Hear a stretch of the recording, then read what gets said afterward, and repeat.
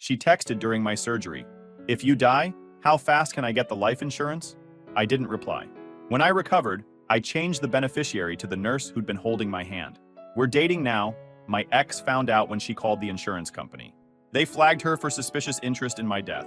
Hey Reddit, I 32 male never thought I'd be the guy posting his relationship disaster online. But here we are. Grab some popcorn because this story gets absolutely wild. I'm still processing everything that happened over the past few months. And honestly, writing this out might help me make sense of it all. So let me start from the beginning. I was with my fiancée Diana, 30 female, for 5 years total. We met on one of those dating apps, you know the type. Swiped right, started talking, and actually hit it off pretty well. She worked as a real estate agent in the city, showing million-dollar homes to rich clients all day. I'm a software engineer at a mid-sized tech company. Nothing fancy, but the pay's solid and the benefits are great, which becomes super important later in this story. Looking back now, there were red flags from early on that I completely ignored. Diana was always materialistic, but I chalked it up to her job. She was surrounded by luxury homes and wealthy clients every single day, so of course she wanted nice things. I tried to keep up when I could. Vacations to fancy resorts, jewelry for birthdays and anniversaries, expensive dinners, the usual relationship stuff. But there were moments that should have made me think twice. Like when she'd compare me to her clients who were doctors or lawyers. "Jason just bought his third vacation home and he's only 35, she'd say casually over dinner. Or, "My client Derek drives a Tesla, maybe you should look into getting one." Little digs that made me feel like I wasn't measuring up. The worst was when she complained that my car looked cheap in her driveway. I drive a 2019 Honda Accord. It's reliable, paid off, and gets great gas mileage. But apparently it was embarrassing for her when her colleagues came over. She actually suggested I park it down the street when she was hosting her real estate team meetings at our place. I laughed it off, but it stung. Still, I loved her. Or at least I thought I did. We had good times too. She could be sweet when she wanted to be, especially in public or around other people. Her friends all thought we were the perfect couple. My friends, well, they had their doubts, but they kept quiet mostly. About 6 months ago, everything changed. I started getting these weird chest pains that wouldn't go away. At first, I did what most guys do and ignored them completely. Figured it was stress from work, or maybe I'd pulled something at the gym, but they kept getting worse. Sharp pains that would wake me up at night. Diana was actually the one who pushed me to see a doctor, and I'll give her credit for that. "You need to get that checked out," she kept saying. "What if it's serious?" At the time, I thought she was being caring and concerned. Now I wonder if she had other motivations. So I went to the doctor, got a bunch of tests run, and boom. Turns out I have this genetic heart condition that I inherited from my dad's side of the family. Nothing immediately life-threatening, but serious enough that it needed surgical intervention. The cardiologist was pretty clear that putting it off could have bad consequences down the road. The surgery they recommended had like a 98% success rate. Pretty routine for what it was. They do dozens of these procedures every week. But it's still heart surgery, you know? Anytime someone's cracking open your chest, there are risks involved. The doctors were very upfront about that. There was always that small chance of complications, infections, issues with anesthesia, all that scary stuff. I scheduled the surgery for late September. Gave myself enough time to get everything at work sorted out, finish up my current projects, and prepare. I'm the kind of person who likes to have all my ducks in a row, especially for something this major. Here's where the story gets interesting. About a month before the surgery was scheduled, I sat down to update my life insurance information. I had a substantial policy through work, about $500,000, which the company provided as part of the benefits package. On top of that, I had a private life insurance policy for $250,000 that I'd taken out when I bought my condo 5 years ago. Diana knew all about these policies. We'd talked about them multiple times when we were planning our future together. She'd actually suggested I increase the coverage amounts. "For our future family," she'd said with this sweet smile. "We need to make sure we're protected." At the time, I thought it was responsible and caring. Now I realize she was calculating my worth in dollars. I made Diana the beneficiary on both policies. We were engaged, planning to get married next year. Seemed like the obvious choice. My parents were already set financially with their own retirement savings and investments. My sister Sarah was doing great with her own career as a lawyer. Diana and I were planning to buy a house together, maybe start having kids in a couple years.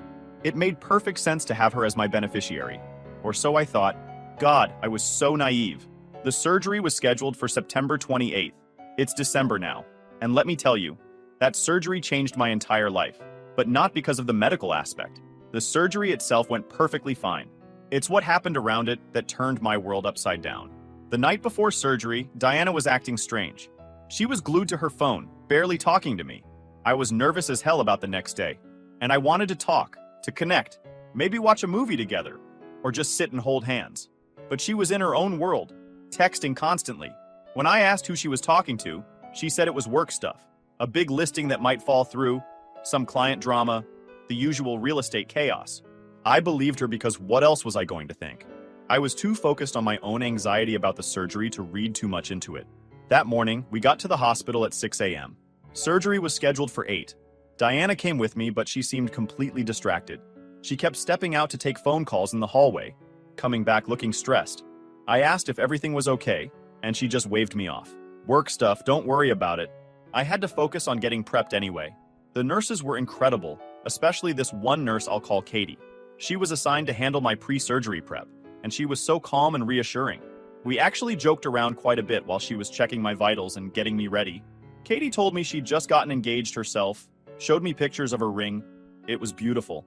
Nothing too flashy, but clearly chosen with love. We talked about wedding planning, and she made me laugh by sharing horror stories about her fiancé's mother trying to take over everything. It really helped calm my nerves. Before they wheeled me away to the operating room, Diana kissed my forehead and said, "I love you. Call me when you wake up." Those were her last words to me as my fiancé, though I had no idea at the time. I remember thinking how sweet it was, how lucky I was to have her. The surgery itself went really well, better than expected actually. My surgeon said everything looked great, no complications during the procedure, but I had some issues coming out of anesthesia. Nothing dangerous, but my body didn't respond to the medication quite the way they expected. It meant I stayed in recovery much longer than planned. I was supposed to be awake and coherent by early afternoon, like 2 or 3 p.m. Instead, I didn't fully come around until almost 8 p.m. I was in and out of consciousness for hours, vaguely aware of nurses checking on me, but not really there, you know? When I finally became alert enough to actually think straight and remember where I was, the first thing I did was reach for my phone.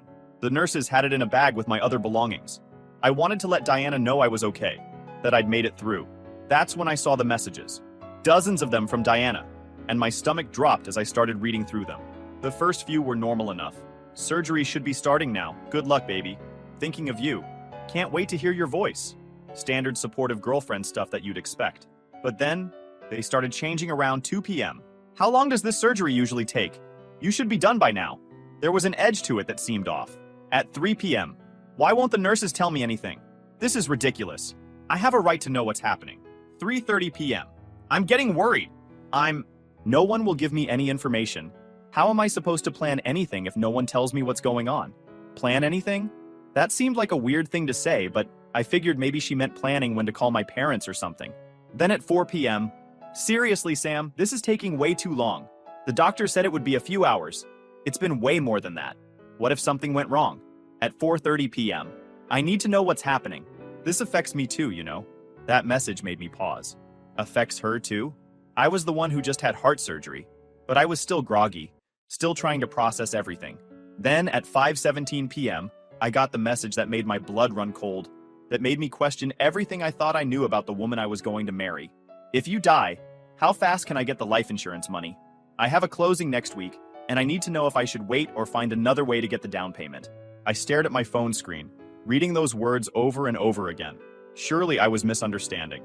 Surely the anesthesia was still messing with my brain, and I was reading it wrong. But no, there it was, clear as day. My fiancé, who was supposed to be worried about my health, worried about whether I was alive or dead, was calculating how quickly she could cash in my life insurance if I didn't make it. And it kept going. At 6:03 p.m. "Seriously, Sam, I need an answer. Does the insurance company pay out right away, or is there an investigation first? How long does it usually take? I have bills to pay." At 6:45 p.m., "Why aren't you answering me? If you can read these, text me back. If something happened, someone needs to tell me. I need to know what I'm dealing with here." At 7:30 p.m., "Fine, don't answer. But this is really inconvenient timing. I needed to know today. I felt physically sick, and not from the surgery. My hands were shaking as I held the phone. This couldn't be real. This had to be some kind of terrible nightmare. The woman I loved, the woman I was planning to spend my life with, was treating my potential death like an inconvenient business transaction. Katie, the nurse who'd prepped me for surgery, was just coming into my recovery room to check on me. She must have seen the expression on my face because she immediately came over. Everything okay? Are you in pain?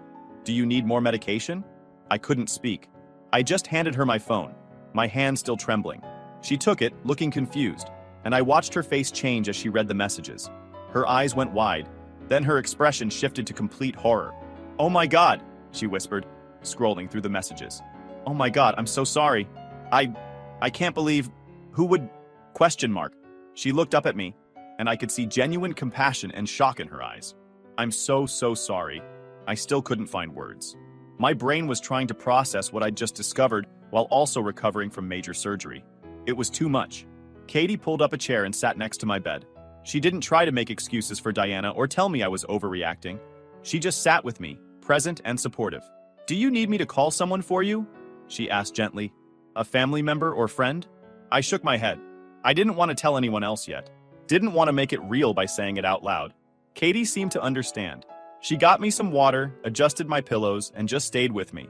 We didn't talk much, but her presence was comforting. Around 9 p.m., there was a commotion outside my room. I could hear Diana's voice, loud and insistent. "I need to see my fiancé. I've been waiting all day. Why won't anyone tell me anything?" Katie looked at me. "Do you want to see her?" Part of me wanted answers. Wanted to hear what possible explanation she could have for those messages. But mostly, I just felt betrayed and exhausted. Still, I nodded. Might as well get this over with. Diana burst into the room, all smiles and concern. She'd put on quite a show. "Baby, thank God you're okay. I've been so worried. These nurses wouldn't tell me anything." She rushed to my bedside, reaching for my hand. I pulled my hand away. She looked confused, hurt even. The audacity. "You were worried?" I asked, my voice still scratchy from the breathing tube they'd had down my throat during surgery. "Of course I was worried. They wouldn't tell me what was happening. And you were taking so long, and I thought..." She trailed off, probably realizing that finishing that sentence wouldn't help her case. "You thought what?" I pressed. "You thought I died? Is that why you were asking about the life insurance payout?" Her face went completely white. The color just drained right out. I was just what, Diana? Just checking to see how fast you could collect if I didn't make it? Sam, please, I wasn't thinking clearly. I was stressed and worried, and You asked about the down payment, I cut her off. You asked how fast the insurance pays out because you have a closing next week. She was scrambling now, trying to find any explanation that would work. It was the stress talking. "I love you." I was just having a panic attack or something and not thinking straight. "A panic attack that involved calculating my death benefits?" I asked. "That's a new one." Katie and another nurse had moved closer, ready to intervene if needed. Diana noticed them and turned her anger toward them instead. "This is private," she snapped at the nurses. "This is between me and my fiancé." "Actually," Katie said calmly, "this is a hospital room, and our priority is our patient's well-being." Diana whirled back to me. "Sam, please. You have to understand. I love you. I was just confused and scared, and not thinking straight. You can't hold that against me." But I could. I absolutely could. Because when I was unconscious on an operating table, when there was a chance I might not wake up, her first thought wasn't about losing me. It was about the money. "Get out," I said quietly. "What?" "Get out of my room. Now." "Sam, please, we can talk about this." "There's nothing to talk about," I said, my voice stronger now, despite the pain in my chest. "Get out." She tried to argue, tried to plead, but Katie and the other nurse escorted her out firmly. Diana was yelling as they led her away, saying I was being unreasonable, that I was overreacting, that she loved me and this wasn't fair. I could still hear her in the hallway. "He's not thinking clearly. The anesthesia is making him paranoid. You have to let me talk to him." But they didn't. God bless those nurses. They protected me. Katie came back a few minutes later and checked my vitals. My heart rate was elevated, blood pressure up. No surprise there. "Try to rest," she said gently.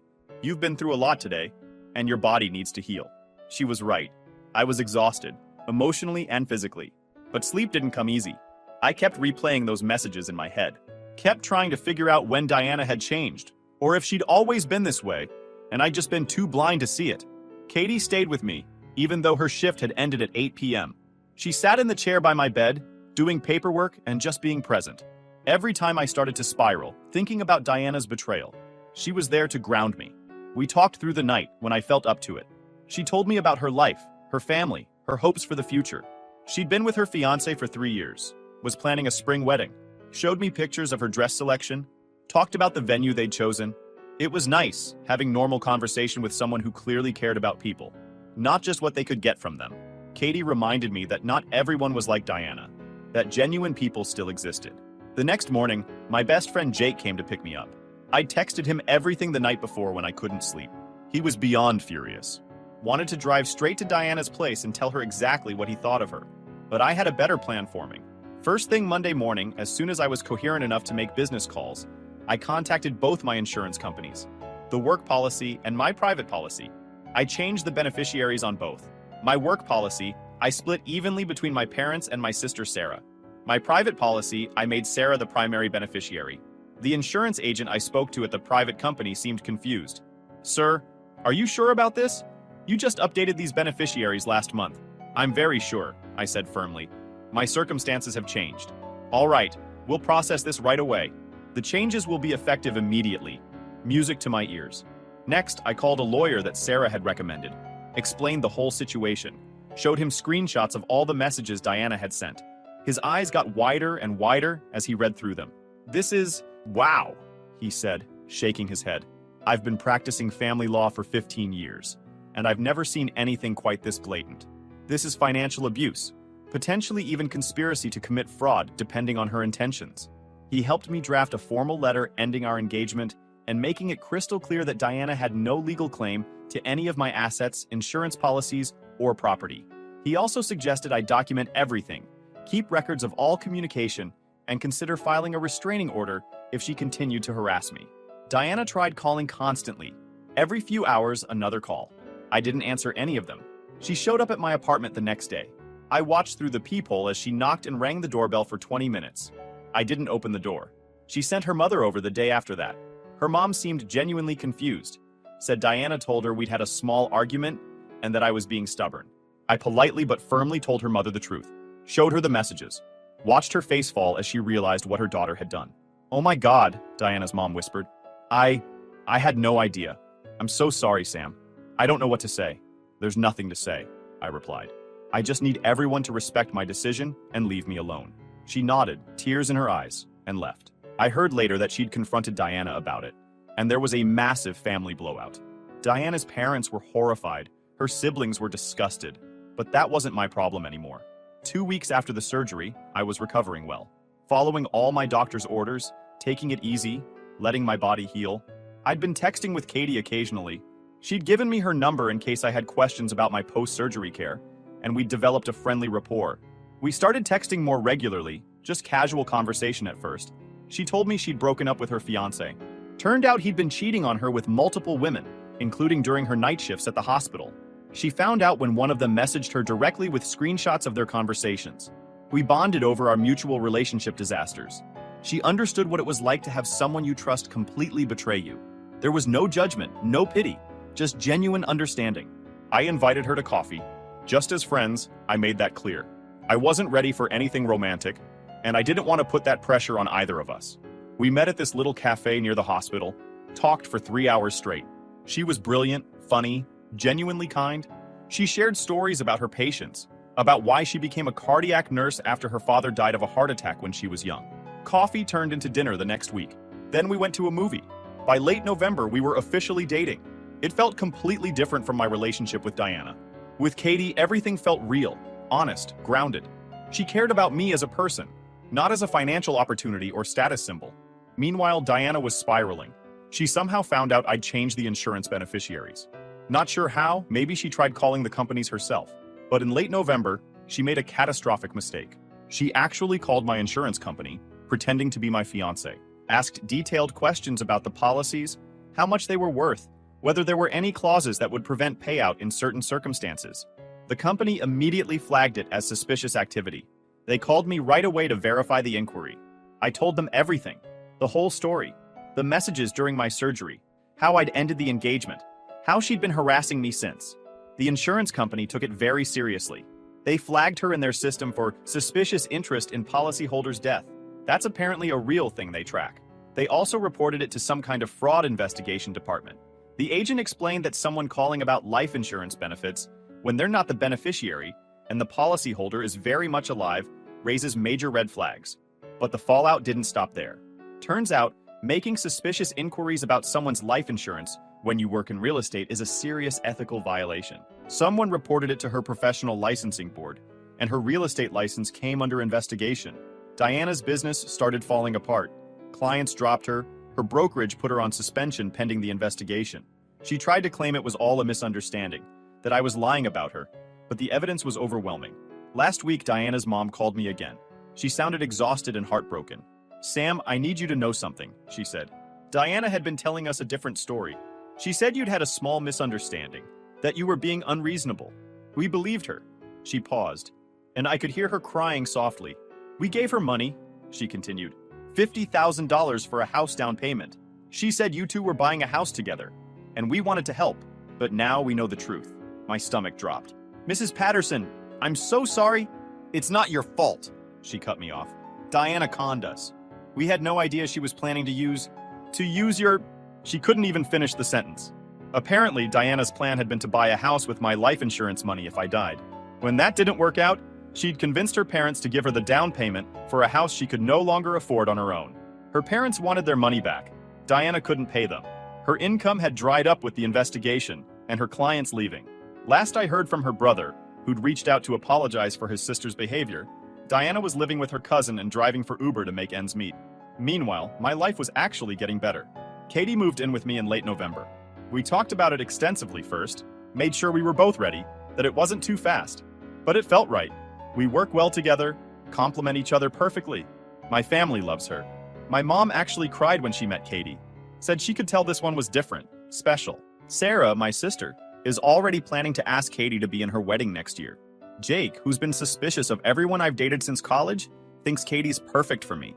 "She's real," he said. "No games, no hidden agendas, just a good person who cares about you. We're not engaged or anything.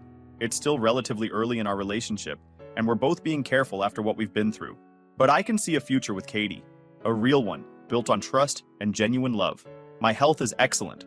All my follow-up appointments show the surgery was completely successful. My cardiologist is thrilled with my recovery. I'm back to work. Actually got promoted recently to lead a new development team. When my boss found out what had happened with Diana, he was incredibly supportive. The company even added extra security features to my insurance policy to prevent any future fraud attempts. I saw Diana about 3 weeks ago. Katie and I were at the grocery store, just doing normal weekend shopping, laughing about something stupid. Diana was there with some guy I didn't recognize. She looked terrible, exhausted, stressed, like she'd aged years in just a few months. She saw us together, saw how happy we were, saw Katie holding my hand, saw me smiling genuinely for the first time in months. I watched Diana's face crumble. She started walking toward us, and I felt Katie tense beside me. But before Diana could get close, Katie stepped slightly in front of me. Not aggressively, just protective. "I don't think so," Katie said firmly. Diana stopped, tears starting to stream down her face. "Sam, please. I made a mistake. I'm sorry. I love you. I miss you. Can we please just talk?" Katie wasn't having it. Her voice was calm but steel hard. "You asked about his life insurance while he was in surgery. While he was unconscious and vulnerable. That's not love. That's not even close to love. That's greed." We walked past her. Diana called after us, but we kept walking. She called that night, leaving a sobbing voicemail about how she'd ruined everything, how she was sorry, how she wanted me back. I deleted it without listening to the whole thing. The next day, Diana's parents called to give me a heads up. They'd filed a lawsuit against Diana to recover their money, and they wanted to warn me that she'd been talking about trying to win me back. They thought I should know in case she tried to show up at my place or work. I appreciated the warning. Changed my apartment locks again, just to be safe. Added Katie to all my emergency contact information. Made sure everyone who needed to know understood that Diana was not to have any information about me or access to me under any circumstances. The hospital where I had my surgery actually asked if they could use my case as a training example for their staff. They wanted to teach them about recognizing financial abuse and protecting vulnerable patients. Katie said it opened a lot of eyes. Apparently, it's more common than people realize. Partners viewing their significant others as financial opportunities, rather than human beings. I've been going to therapy to process everything. My therapist says I'm handling it remarkably well, all things considered. Having Katie in my life definitely helps. She reminds me daily what a healthy relationship looks like, what it means to actually care about someone for who they are, not what they can provide. Last week, Diana made one final attempt. She somehow got past security at my workplace by claiming to be my sister. Sarah, my actual sister, happened to be visiting me for lunch that day. She was there for a conference and wanted to catch up. Sarah saw Diana in the lobby and absolutely lost it. I was upstairs in my office when my phone started buzzing with texts from Sarah. Diana's here. I'm handling it. Stay where you are. From what I heard later from building security, Sarah completely destroyed her. Told Diana exactly what she thought of someone who would calculate life insurance payouts while their partner was fighting for their life on an operating table. Security escorted Diana out, and the company issued a permanent ban. That was the last straw. Diana's lawyer contacted mine, and she finally agreed to leave me alone completely. She signed legal documents waiving any claim to my assets, even returned the engagement ring without being asked. My lawyer said she had no choice. Between the text messages, the insurance inquiries, and the harassment, she had absolutely no legal ground to stand on. Jake threw a party for me last weekend. He called it the "You're Alive and Not Murdered for Insurance Money" party. Terrible name, I know, but it was actually fun. All my friends were there, Katie's friends too. We're building a life together, a real one based on mutual respect and actual love. I still think about those messages sometimes, late at night when I can't sleep. If you die, how fast can I get the life insurance money? It sends chills down my spine. This person I loved, who I thought loved me back, was literally calculating my worth in dollars while I was unconscious on an operating table. But then I look at Katie, sleeping peacefully beside me. Katie, who held my hand while I processed those devastating messages. Katie, who stayed past her shift to make sure I was okay. Katie, who chose to be with me for who I am, not for what I could provide financially. The heart condition is completely managed now. I'm healthier than I've been in years. My relationship is solid and genuine. My career is thriving. Diana's permanently out of my life, and I learned an invaluable lesson about seeing people for who they really are, not who you want them to be. Diana's real estate license was officially suspended 2 weeks ago. Her parents got their $50,000 back through small claims court, though it nearly bankrupted Diana in the process. Her brother told me she's working 3 jobs trying to stay afloat, still living with her cousin because she can't afford her own place. Katie and I are celebrating our 6-month anniversary next week. We're planning a quiet dinner at home, nothing fancy. Just us, good food, and the comfort of being with someone who genuinely cares. Life is good. Really, truly good. And I'm grateful every single day that I survived that surgery. Not just physically, but emotionally too. I survived Diana's betrayal, and I came out stronger on the other side. So yeah, Reddit, that's my story. I almost died during routine heart surgery, discovered my fiance was more interested in my life insurance than my life, and ended up with someone who actually loves me. Life works in mysterious ways. To everyone reading this, if someone in your life makes you feel like a financial opportunity rather than a person, run, fast. And to the medical professionals out there, especially the nurses who go above and beyond, thank you. You saved my life in more ways than one. Update. Thanks for all the support and awards. Yes, Katie and I are really happy. Yes, Diana is genuinely under investigation for insurance fraud. And no, I don't feel even slightly bad about any of it. Final update. Diana's professional license has been permanently revoked. She violated multiple ethical codes, and the board showed her no mercy. Katie and I are moving forward with our lives. We're happy, healthy, and grateful for second chances. To anyone who's been through something similar, you deserve better. Don't settle for someone who sees dollar signs when they look at you. Find someone who sees you. YouTube just dropped this new hype feature. If you're hooked on this story, smash that hype button. It tells YouTube this video deserves to blow up, and it keeps even crazier stories coming your way.